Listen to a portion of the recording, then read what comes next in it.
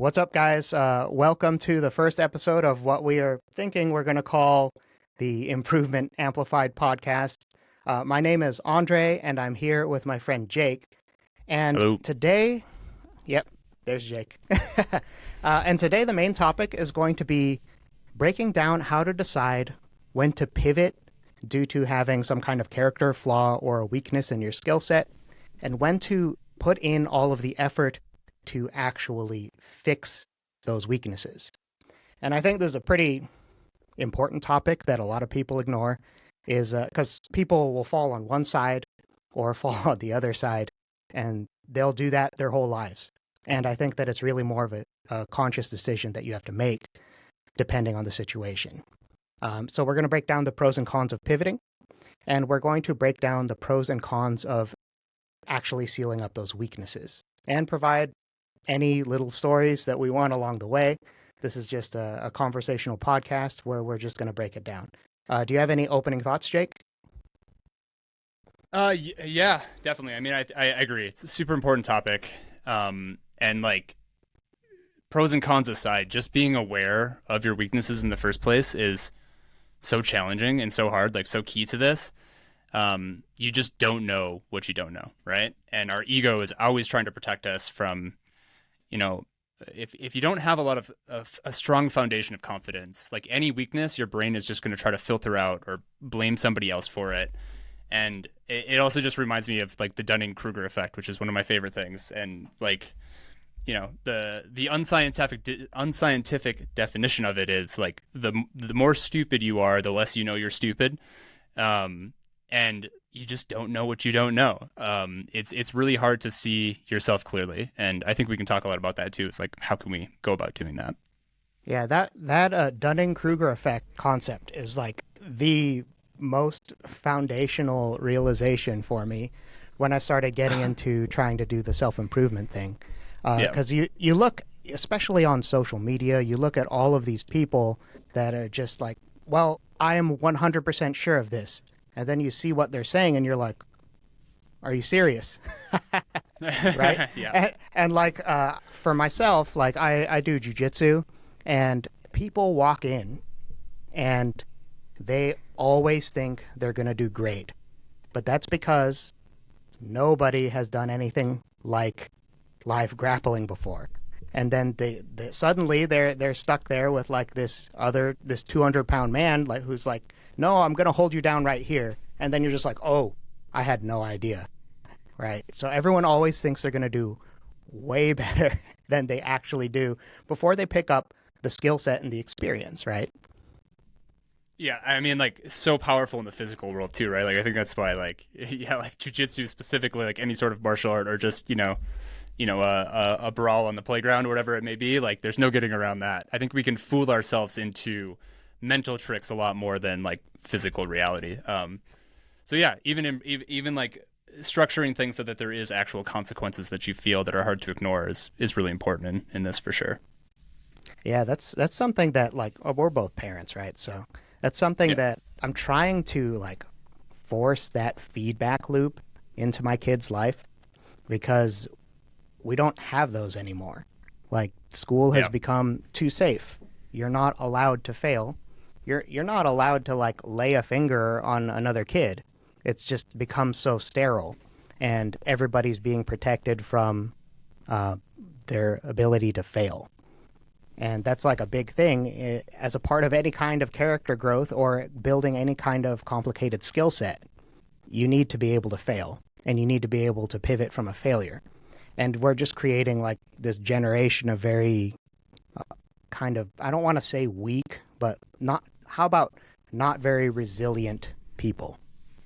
Like we're yeah, not building the resilience.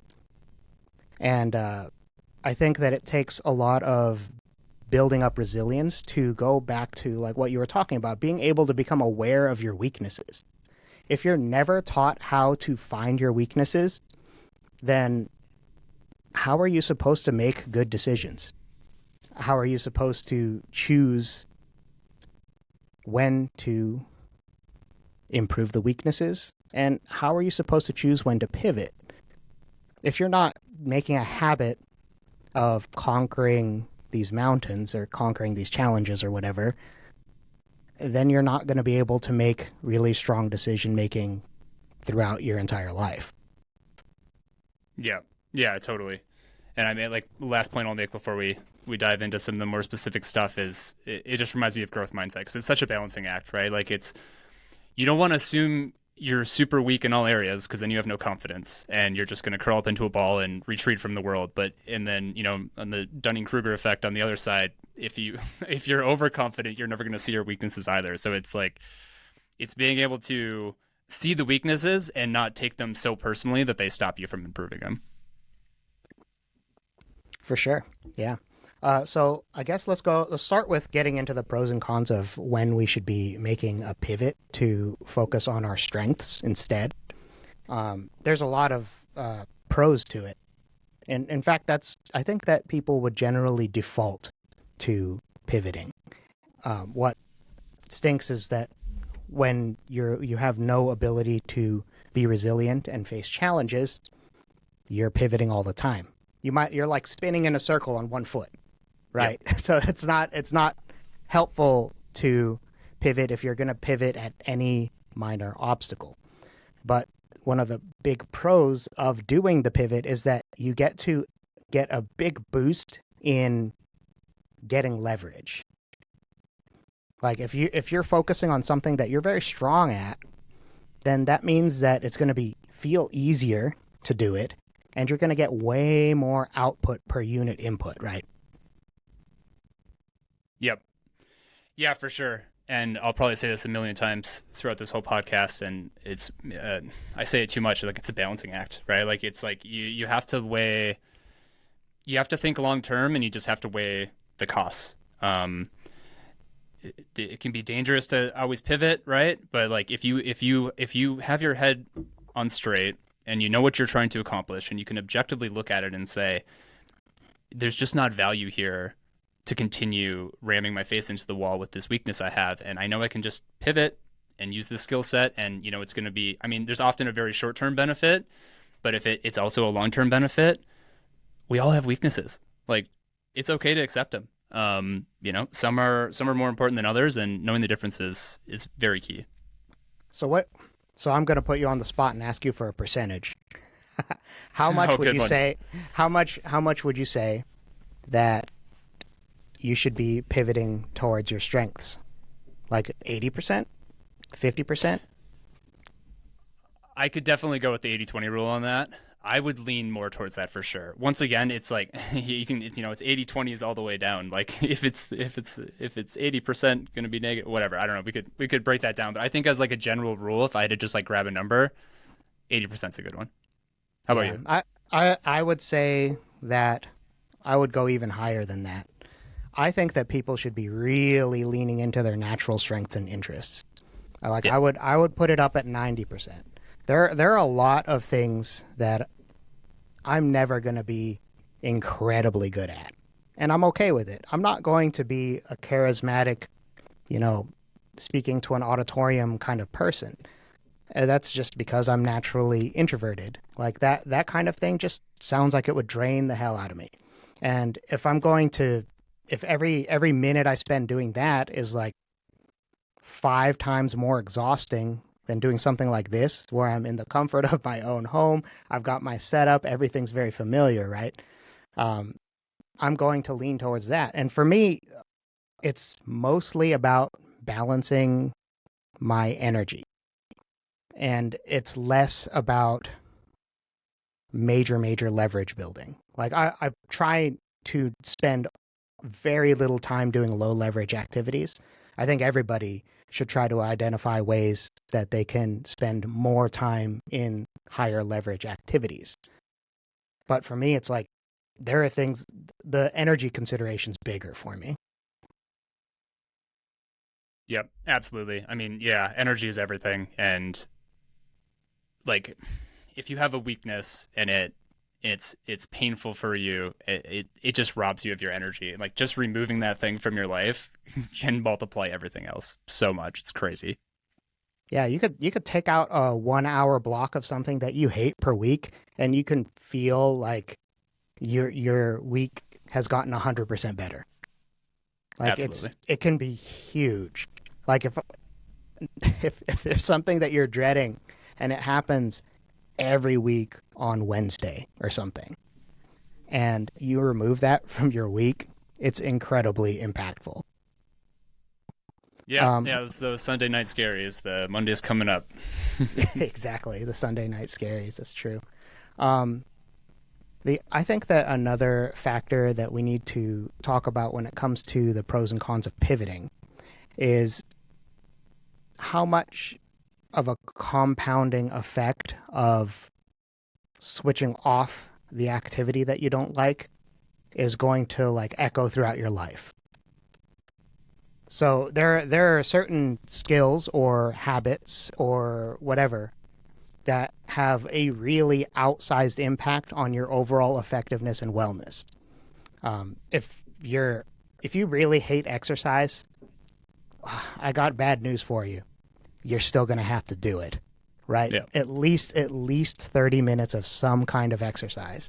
Like there's crazy stats on both the cardiovascular side and the muscle building side, and they're good for different things.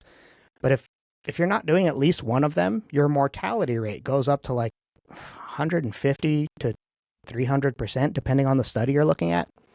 So there are some things that echo across your entire life, and you have to do it anyway.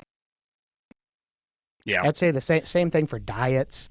You know, the things that everybody does or should do, but tend not to. All Right? really difficult things. Yeah. Yeah. Yeah. Right up there with diet and exercise. I'd put sleep too.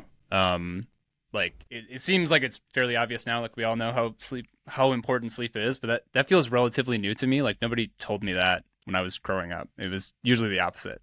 Um, and even with, yeah, I mean, it goes to exercise, diet, sleep, any of these like basic necessities. There's so many, and maybe this is like a personal thing, and maybe other people relate to it too, but like I always loved the extreme people, like the extreme creative people who, they're going on benders, they're addicted to drugs, they don't give a crap about exercise, like they're so extreme and they're so like focused on whatever the thing they do is, and they're just like masters at it, but everything else around in their life sort of like crumbles or is deprioritized. And I had to reframe that from like idolizing that to realizing that those people are successful like despite their weaknesses, not because of their weaknesses. Like, yes, going all in on something, some people can do it. Some people can. But not everybody can. I'm not one of those people. Like I need that solid foundation. Like sleep is important, exercise is important, diet is important. Yeah. Yeah, it's crazy to me how sleep has become like it was demonized as like, oh, you could be awake for another 2 hours. That's an instant whatever percentage of time that you can win back in your day. And I also think Yep. that there's this secondary component of deprioritizing sleep that kind of happens as like a societal trend thing, and it's because people are doing a lot of things that they don't like, and the only Mm-hmm. way that they can feel some kind of agency in their life is if they stay up late to do something that they want to do, and they feel like there's no other way to do it. Like Yep. I have friends that they have kids too. They have a 9 to 5 that's very stressful. They get home and then they have to take care of their kids, bond with them, and then they end the day like super drained, having done actually nothing that they've wanted to do. So they stay up late, and then they end up tired, and then the cycle repeats, and then they crash on Saturday and sleep while their kids are like, "Hey, feed me something," you know. Yep. So like all that being said, it's just you got to sleep, you got to have exercise, and you got to have some kind of reasonable diet structure that's not absolutely going to trash your body. Yep. Yeah. Those are non pivots. Like when it comes to Yeah, weaknesses, right? Like yeah. you have to have that foundation. You don't have to. I'm not here to tell anybody what to do, but like No, no, no, for no. 99% of us, you need those things. Jake is not telling you what to do. I am telling you you need to All do right, those things. you can blame Andre. Yeah, you can blame me. Yeah, those are super non-negotiables, right? Um, so I guess kind of the pivot thing is for me, it's about protecting energy, and it's about leverage. And if you're pivoting and you're not doing those two things, you should probably not pivot. Yeah. Yep, that's So fair. so like your pivots need to have a meaning.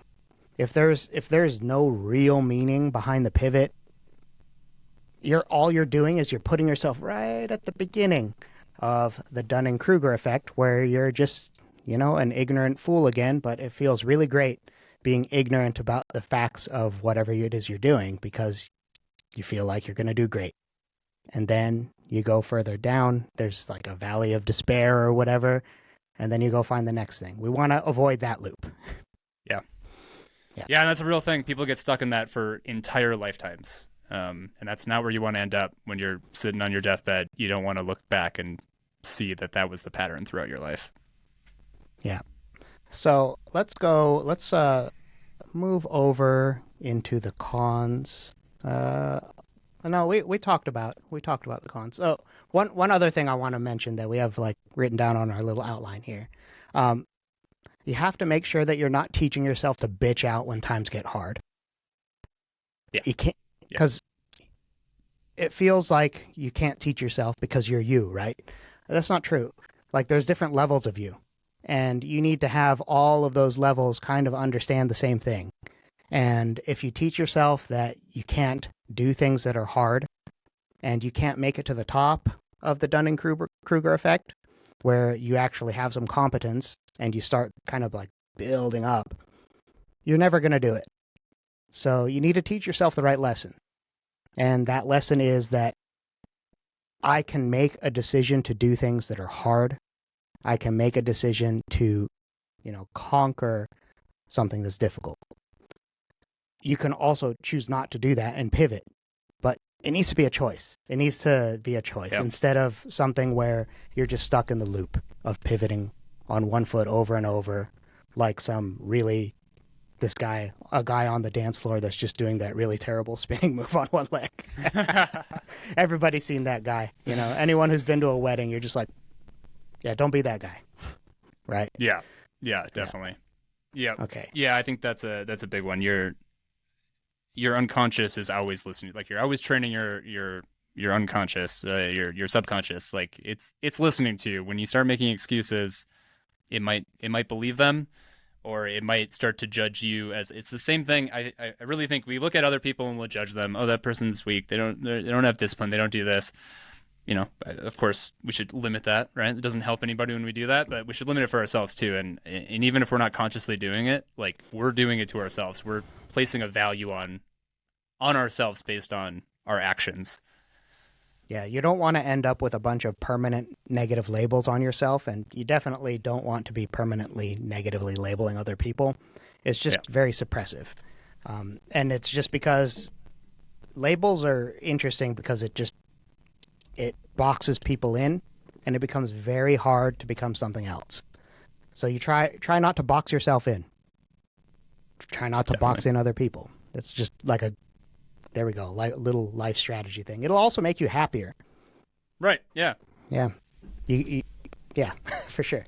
Anyway, let's get into like the pros and cons of the actual fixing of weaknesses side of things, because we have like the binary choice, right? We can pivot or we can fix it, right?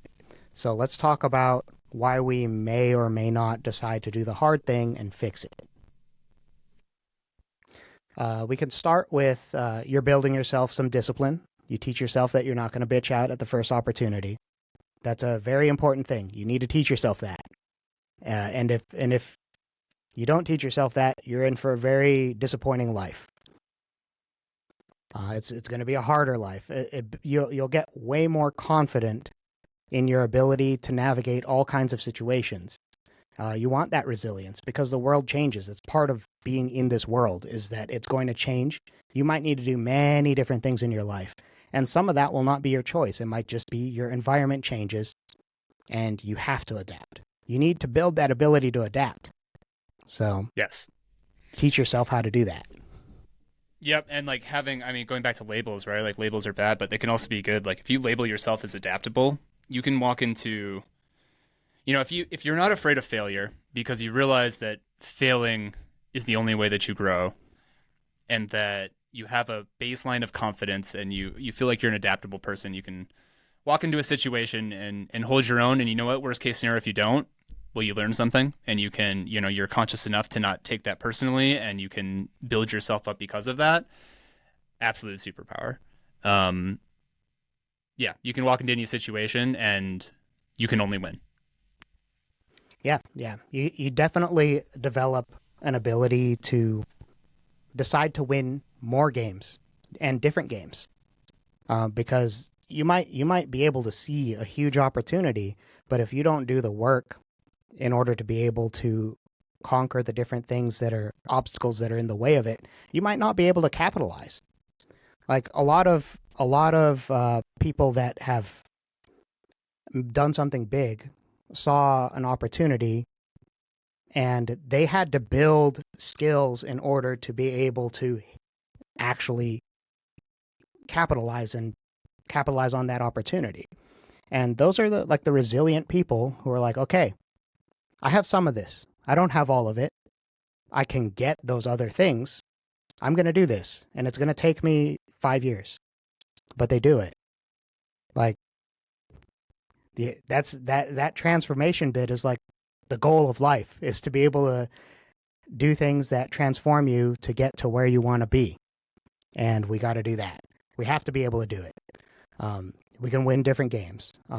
Another thing that's kind of a pro of addressing weaknesses is that if your weakness is a core skill or a core habit, there's incredible amounts of carryover.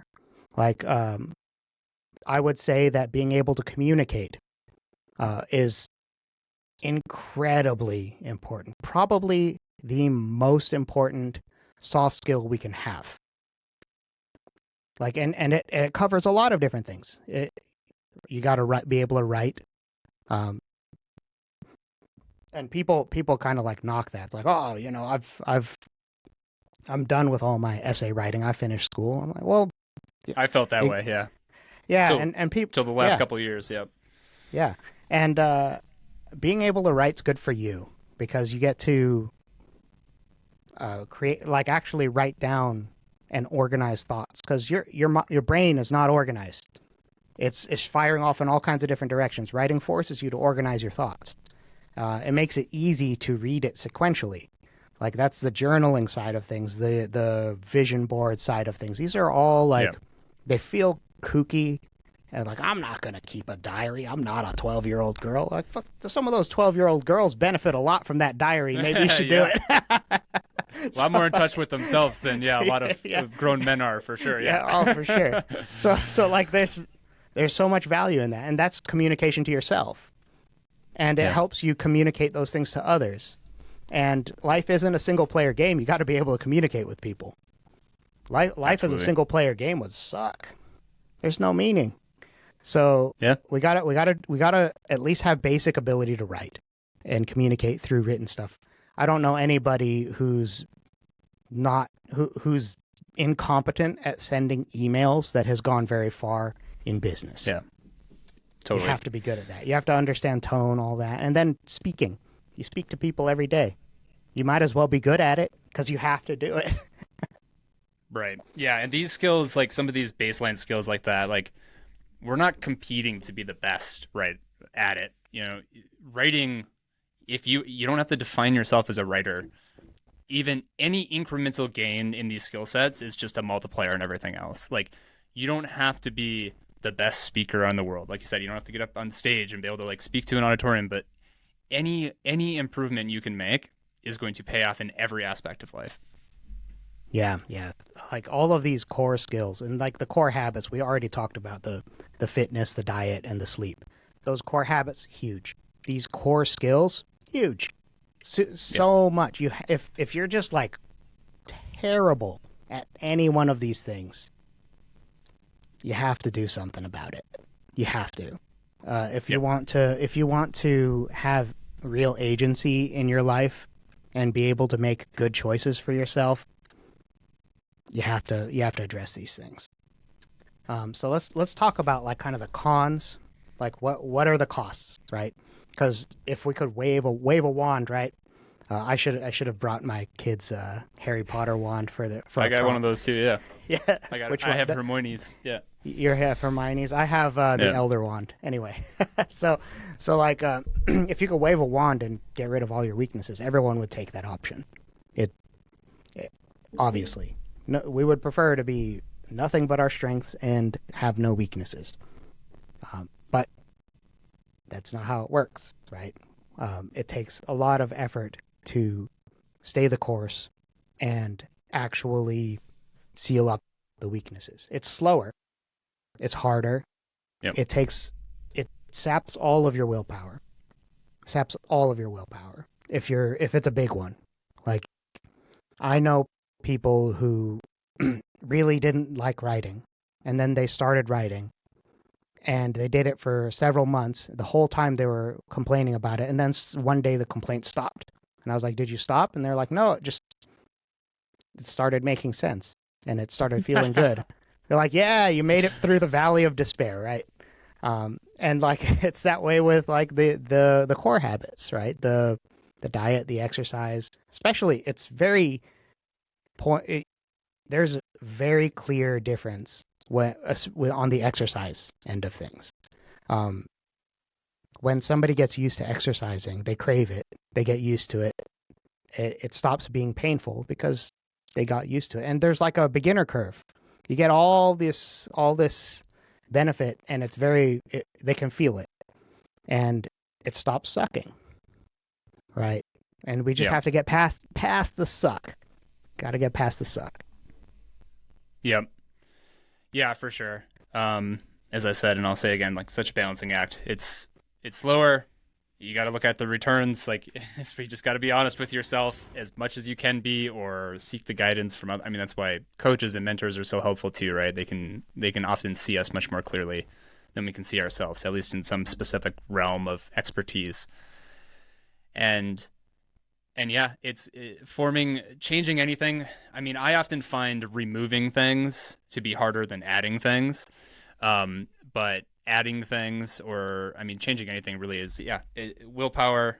I've done a lot of research in willpower. I used to think that was like the thing that I needed in my life, was like, I need to figure out how willpower works. And if I reverse engineer that, I can figure it out. And it seems like there's always mixed opinions. I mean, there's a lot of science on it. It's like some people describe it as a skill. It's a muscle. You can grow it. And then I think more commonly and probably more scientifically proven, at least from me summarizing everything I've learned, is it's a resource, right? Like you do draw from it. So you have to use it, spend it really wisely. And yes, it's a renewable resource. You can sleep, you can eat well, you can eat good foods, you can do all these things to build it back up. But you have to be careful with it. And it's like investing. You know what I mean? It's like you only have so much energy to invest in something, and it's going to be slower, and make sure it's worth it. Yeah, for sure. It's very low leverage to fix your weaknesses. If you're talking about Right. output, and everyone talks about output as like their main goal in life, and output leading to money most of the time. That's like the biggest thing is output leading to money, output leading to being able to find a romantic partner, output for all of these different metrics that we could measure. And fixing weaknesses has almost no effect on output for a very long time. Yeah. Like you're not gonna get jacked in 2 months. Even with drugs, I don't think you can do it in 2 months. At least not if you're if you're an average American, you're not gonna get jacked in 2 months because you're too far gone for 2 months to be enough. So that's not gonna help. Like if you're really bad at writing emails or really bad at communicating, that's not going to get resolved in 2 months. So you're sinking all this time and energy into something that does not affect your outputs for sometimes a very long time. I've been working on communication skills for a very long time.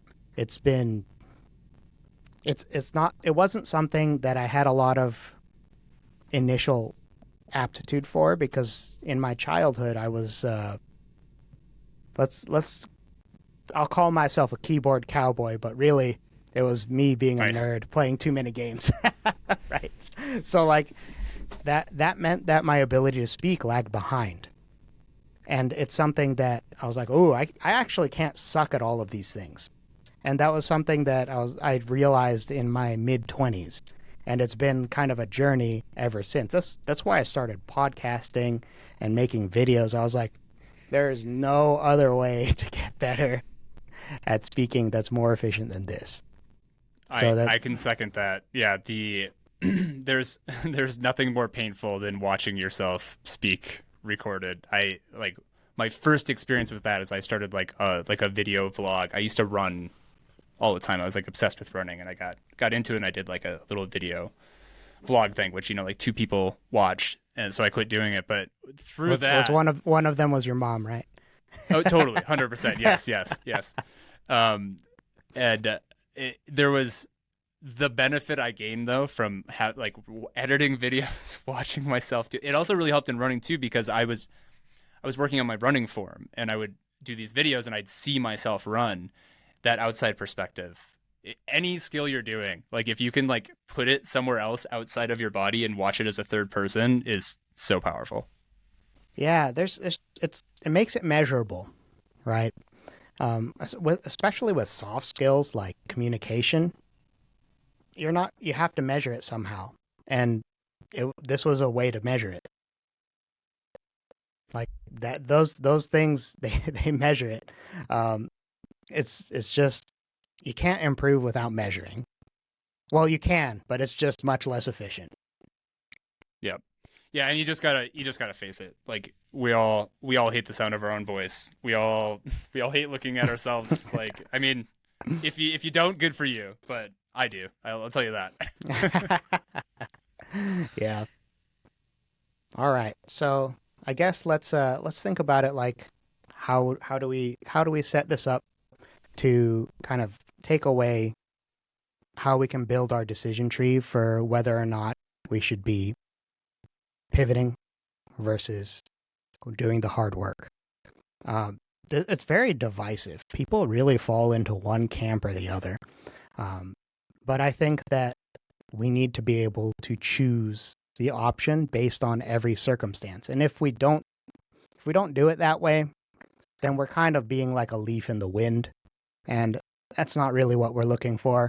We want to be able to make the right choices for us, our families, and whoever, right?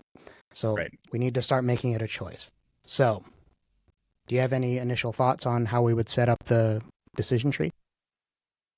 Yeah, totally. This is like my favorite way to approach problems too. Is it's decision trees are very powerful. They don't solve every problem, but they at least give you like a perfect place to start and to build more nuance from that. And the first thing that comes to my mind is just going all the way back to the source of like, do you have good data? Do you have good data on your weaknesses and your strengths?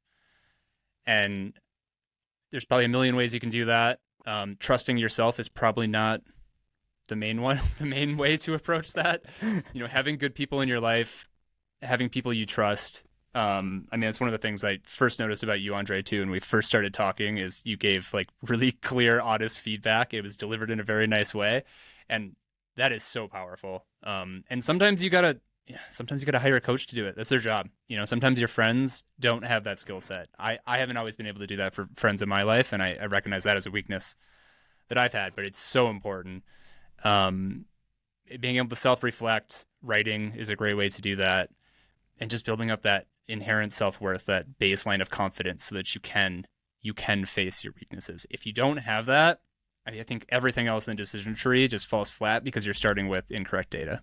Yeah, you have to have measurables. If you don't have measurables, it's going to be really hard. It's going to be imprecise, and we want to be as precise as we can be. Um, so, does it have to be perfectly unbiased? No, it doesn't. Right. You just need to understand what biases are happening. Like, you have to understand your own internal bias. Your internal bias is likely going to be pretty negative about yourself. It's a physiological evolutionary thing. Your negative bias, it's 10 times more powerful than positive bias. Yep. So keep that in mind. Measure things like we talked about, being able to measure the communication things um, by seeing it on video. Measure your diet if you're doing a diet. Measure your exercise if you're doing exercise. Make sure that you're measuring the stuff that you need to measure. Um, Another thing that I think that we should be keeping in mind is that core skills get the hard stuff, get the hard work. Core skills have to get the hard work. Core habits have to get the hard work. So you need to identify what's core to how you want to set up your life. And if it's core, that's the only time I would say that you can try for getting close to perfect. Otherwise, you should get good enough, right? So Right. get good data. Identify if it's a core skill for what your vision is for your life. And then what do we have written down here? Define your timeline's a good one too. Like how much leverage do we need? You have to optimize for the result you're looking for, right? If you have something that has to happen in a year, you need to hit a metric in a year, you're probably going to need to lean on strengths. Yep. You're not going to fix your weaknesses and turn them into strengths in a year. Is it possible? Sure, but your willpower is going to be gone, and you're not going to have a whole lot of fun doing it. So when the time frames are shorter, lean on strengths more. So that's when you would pivot to your strengths. If the time frame is longer, then we have to start making more decisions that lean towards building skills and things that take a lot of effort that do not show up immediately. Yep. Yeah. And I mean, this could be a whole nother topic for a podcast, so we don't need to dive too deep into it. But you don't, if your timeline's short and there's a key weakness that plays a role in it, that's what teams are for too. That's what partners are for. That's what, you could outsource something. You can hire somebody if you have the resources to do that. Of course, that's not always possible, but you don't have to do everything. If you have a weakness, but it's important and you have a quick timeline, there's other solutions. Pay for it. If you have the ability to pay for it, you can pay for it. I'm not big on websites. I have a timeline where I need to do it in 2 or 3 months. I'm probably going to pay someone to do it. So worth it. That's much more efficient than spending 6 months trying to puzzle it out instead of leaning on the things that are already kind of in place, right? Yep. So pay for it if you can. This is the huge power of like networking. That's LinkedIn, X. There are sides of each of those places where you can get people that are just going to be a part of your network, and you'll kind of exchange ideas and value. And that is so valuable.